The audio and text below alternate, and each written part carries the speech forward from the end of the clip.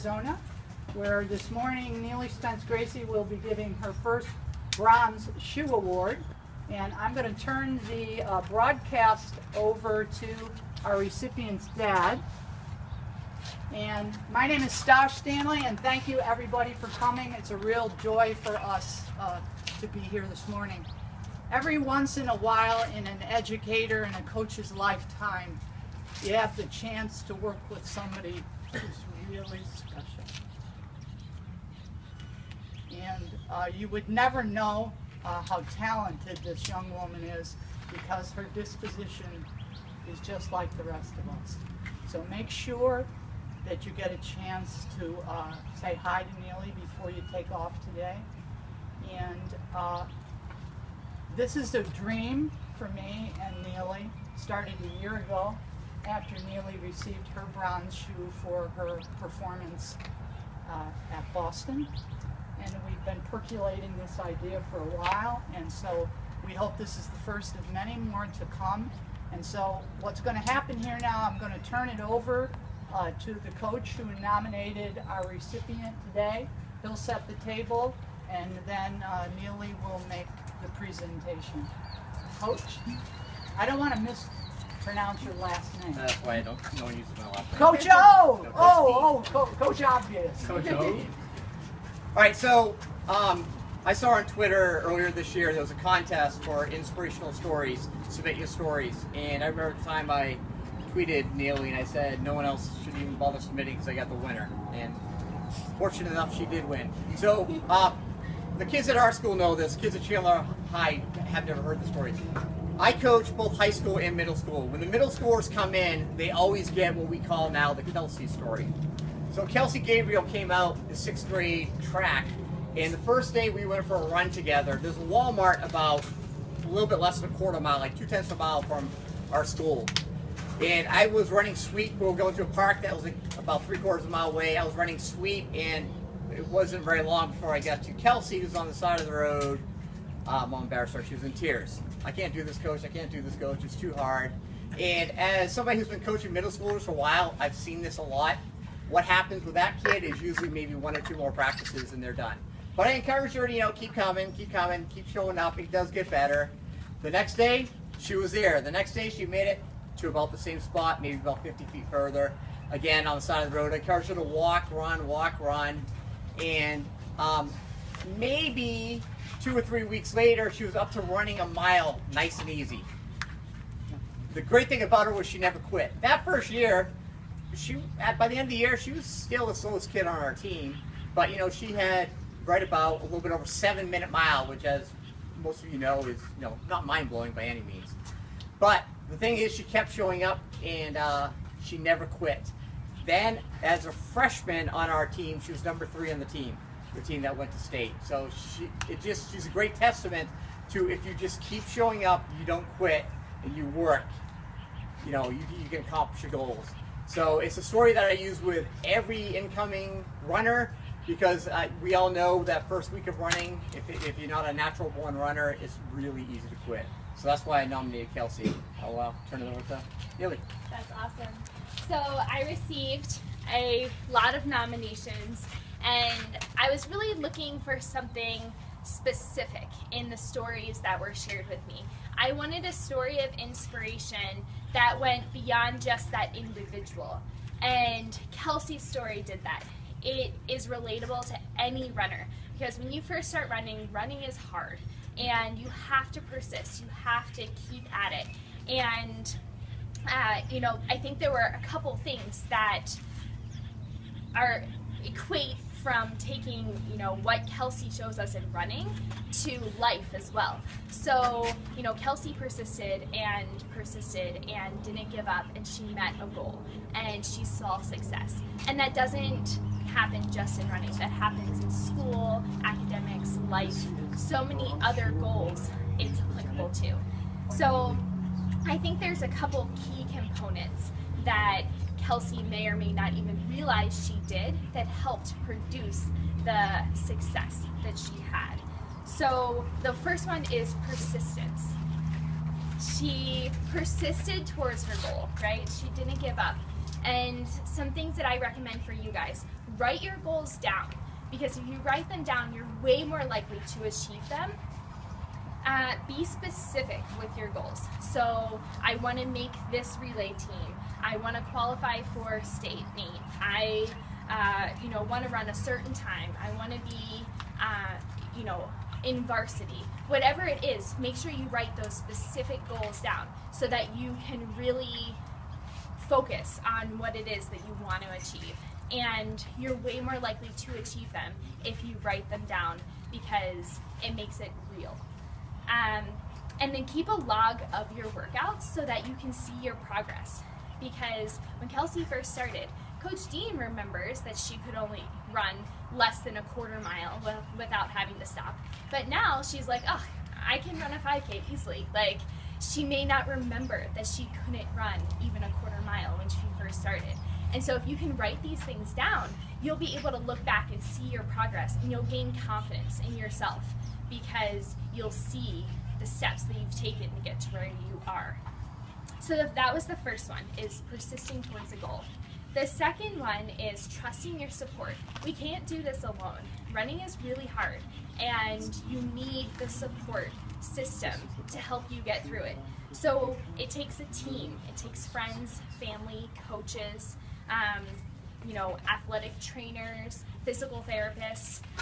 It's a brutal sport on the body too, and so you really need a lot of different people who can help support you for these goals, showing you how to do your core workouts and showing you, the proper way of building up your mileage. And you need your parents there supporting you, helping you get to practice so that you can get in the summer mileage so that you can meet your goals at the end of the season. So we can't do it alone, right? And building that support system, having friends who you can meet up with and run with during the summer will get you out the door and keep you accountable. And this, is applicable, again, to not just running, but life stuff as well. So all these goals that you guys have outside of running, you can use the same process to, see the success that you want out of it. And then the final is lifestyle, right? Running is not just a sport. It is a lifestyle. It transcends beyond just the hour that you spend running in the morning. Because you guys know, if you don't hydrate properly, you're probably going to have a terrible run. If you didn't eat properly the night before, you're going to have a terrible run, And so you need to start living the lifestyle of being a runner, getting to bed early so that you can get up at 5 so that you can make it to practice. And looking at, the people who are supporting you to give you some good guidance along the way. You are looking at, you need to have good running shoes because that's going to keep you healthy so you're not getting injured. You need a good strength training program, the core workouts, supplementing that running training that you're doing, stretching, healthy habits. All these things are part of that lifestyle. And so Kelsey bought in. She bought into the lifestyle of running. So she persisted towards that goal, and she trusted her support system, and she went and bought into the lifestyle of being a runner. And it's not always easy, trust me. As a professional runner, this is my job. I get paid to go run, and sometimes the hardest thing is just getting out the door. And it takes a long time to talk myself into it. And I have a rule, and it's called the 10-minute rule. And sometimes if I really don't feel like running, I will go out the door and I'll run 10 minutes. And I run 10 minutes in one direction. So either if I get to 10 minutes and I decide I'm done, I have to walk home, or I can keep going. And I've only ever stopped one time in the 14 years I've been running. So try the 10-minute rule. Just go out the door, run for 10 minutes, and you will find that after 10 minutes, usually you've talked yourself into it and you're feeling good and you're happy that you got out and you did your run. So I just wanted to thank Kelsey for reminding us of all these possibilities of, what being persistent, surrounding yourself with good support, and living a positive lifestyle can do for you. It can produce a lot of success. And so that's why we're here today, is just to award Kelsey with this amazing story of inspiration. I had people all over the country who applied for this, and were nominated, and that's why I'm here today, is because I think Kelsey's story was worth acknowledging. So thank you guys for being a part of it as well.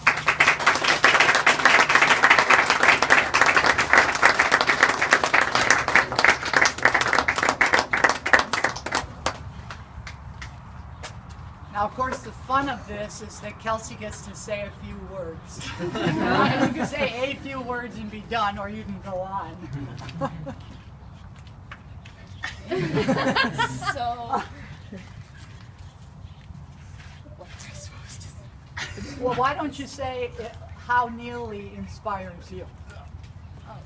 well, I mean, okay, so I met you in Boulder, Colorado at a running camp last year, and so maybe the first thing I noticed might have been you had a cute dog, but after that, you were just really positive, and even though you're this elite runner and you're super fast and you can do so many things, you were just a normal person.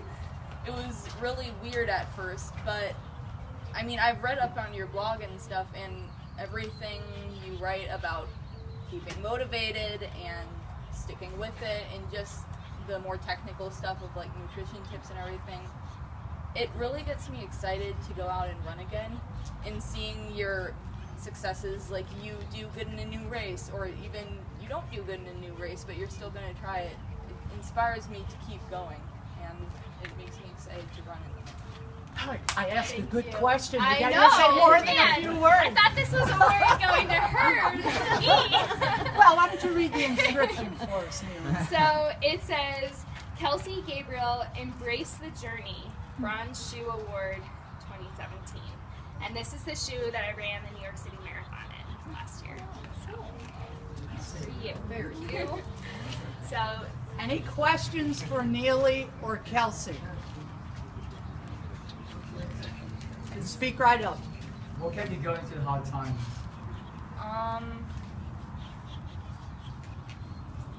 Honestly, I think it's really just, first of all, my teammates.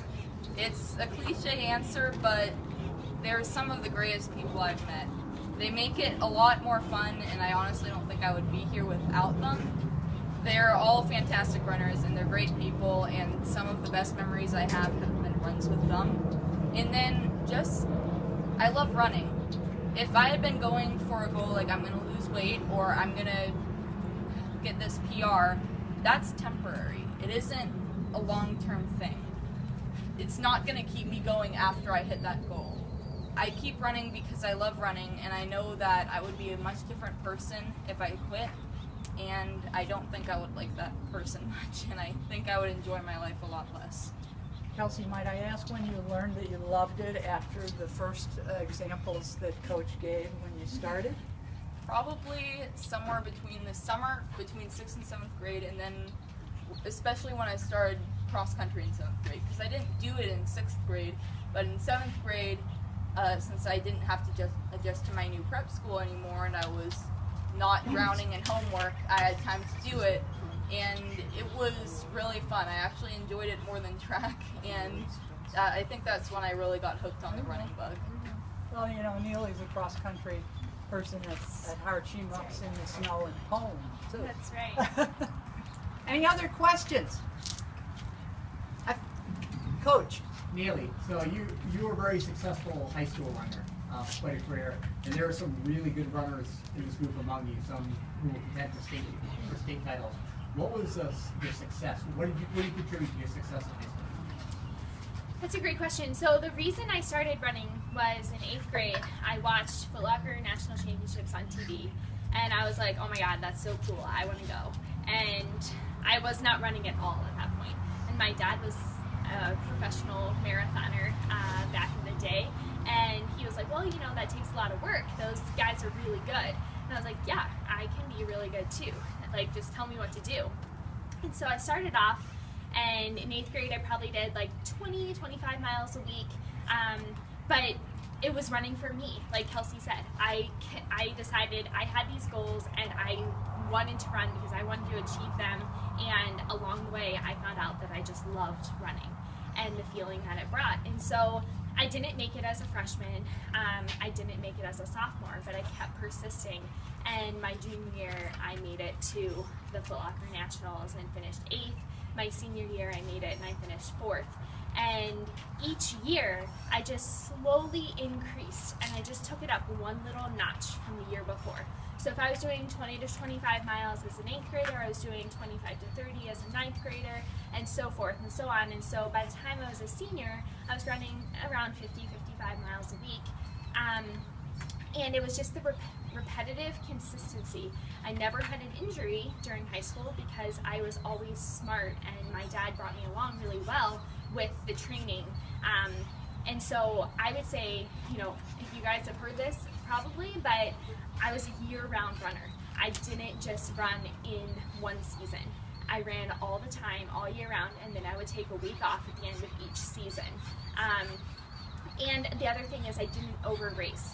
So in the off season, whenever I wasn't, you know, on the team in the summer, for example, I might only do 1 or 2 local races. I wouldn't race all the time because there's plenty of opportunity to race in the fall once the cross-country season began. So I found that I just really did a good job with training and just having that slow, steady progression year after year of consistency is what really helped me be successful. And just having that love for the sport. I loved going out and running. It was a very social thing for me. I really enjoyed being part of the team, a camaraderie, that sort of thing. I loved cross country better than track. I felt like the tight-knit community of cross country was more fun. But you know, I was successful at track as well. And I would say, you know, there isn't really a one secret to why people are successful. It's listening to your body, being smart, embracing those 3 things that I talked about, and recognizing that you just have to chip away at your goals little bit by little bit. And as long as you can stay focused, and you know, I remember I would think every single day about my goals. I wanted to qualify for LaceLocker Nationals, and every single day I thought about that goal. And I could probably take some notes from my high school self to help me now as a pro, because I was just so focused. And it doesn't mean I didn't enjoy being a high schooler either. I found the balance of it, and I needed something that's sustainable. And that's how I've been able to carry it into the career that I have today. It's just this steady progression year after year, chipping away at, you know, my fitness and the consistency just building each year upon itself. What's your average mileage weekly now? Now, I run about 95 to 100. Yeah, she's been chipping away. Right. So, and once I get into marathon training, that'll go up a little bit more, which is actually a little on the lower side for marathoners, and I'm hoping to work it up to like 120s, which is more standard for marathoners. But again, I can't rush it. I want to make sure that I take the steps that are possible, because for me, when it comes down to it, I have a lot of goals athletically. Obviously, this is my career, so the faster I get, you know, the more money I'm going to make. But in, you know, simple terms, I love running, and my ultimate goal is to be able to go out the door every single day, you know, for the rest of my life and go for a little run, because that's what I enjoy. So if I had to pick between making an Olympic team and then never running again, or never making an Olympic team by getting to run for the rest of my life, I would totally choose that without a second. So today's Kelsey's birthday. I said this is a Wallapalooza of a birthday. We're not going to sing to her. You know, we won't embarrass you. But I did want to. We're just not good singers, actually. Yeah. So. Which is, I think you have a race this evening. Is that Yes. correct? So tell us what your goal has been this week in preparation for that race. I'm going to put you on the spot. Honestly, there's not much of a goal. I just wanted to do something for my birthday, and since running is what I know best, I thought, hey, I'll do this race and I'll just have fun. I'm probably not going to go very fast, but I'm going to enjoy it, and that's what I signed up to do. Other questions? Birthday runs are the best. Yeah. Unencumbered. I have a Totally question. So, if you had to pick just one thing that your coach taught you that stands out the most, what would that be? That's a great question. it's mainly just that even though you could go to practice and do the workouts great, like you could hit every single one of your paces, but if you're not